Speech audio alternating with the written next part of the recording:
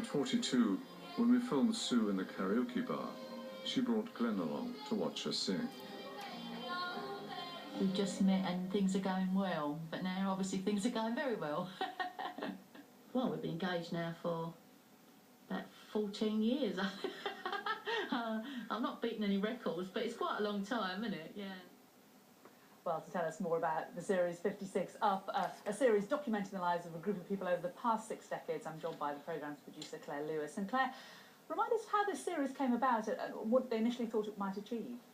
It was originally a one-off World in Action, made in '63, transmitted in '64. The idea was that World in Action was set up by Tim Hewitt, an Australian journalist who created World in Action, had an obsession with two things. One was social class in Britain, and the other was what made the person. At what point did the little child become the person? And there was a Jesuit saying, "Give me a child until he is 7, and I will show you the man."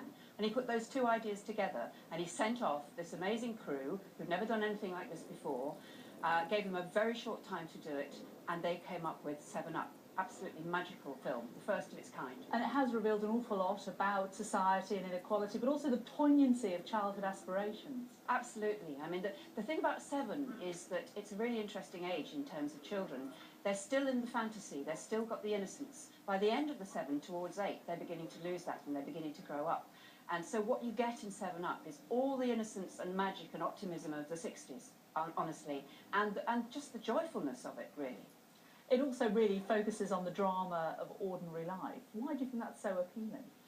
I think, in the age of monstrous celebrity, I think to have a series of programmes that features people who are like us, or our neighbours, and all people in it are going through exactly what we're going through, in terms of their personal lives, their jobs, can they get a job, will they stay in a job, their children, then their grandchildren.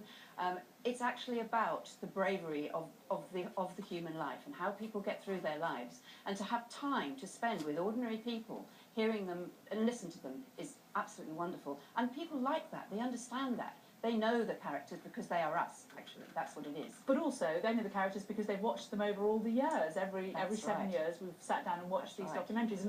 And it's almost a little bit like watching Family, isn't it?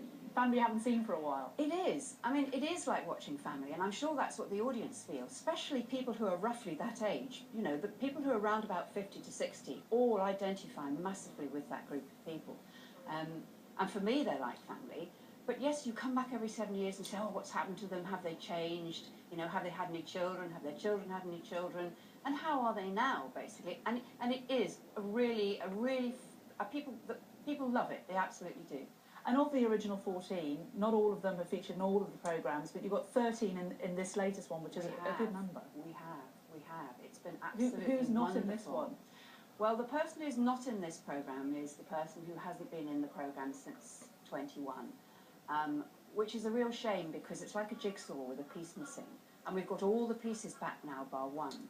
But, you know, people have a right not to do it. I mean, no contract on earth could tie people into making a documentary series for their whole lives. Indeed. Now, the person that's directed is Michael Apted. Now, he was a young trainee on the original programme and helped find the original 7. He was. He's now 71. Yeah. He's getting on a bit. Do you think that the series could survive without him? He says he's going to go on doing this till he's 90, or basically as long as he's above ground. It's a moot question. I don't know. I don't know whether the participants would do it without him, and without the whole team, actually, because it's a whole team. All of us have been together for the last 5 films. I don't know. It would be. I don't know whether it would carry on. I suspect people would love it to carry on, but whether the participants and whether ITV would carry it on, I don't know. We'll have to wait and see.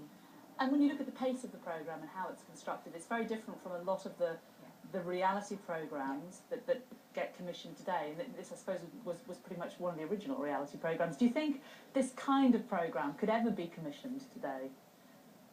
I don't know.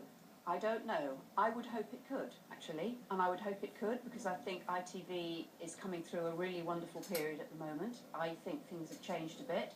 I think there's things go in cycles in television and media. I think that reality TV will come and go a little bit, and it already is going a little bit, I think.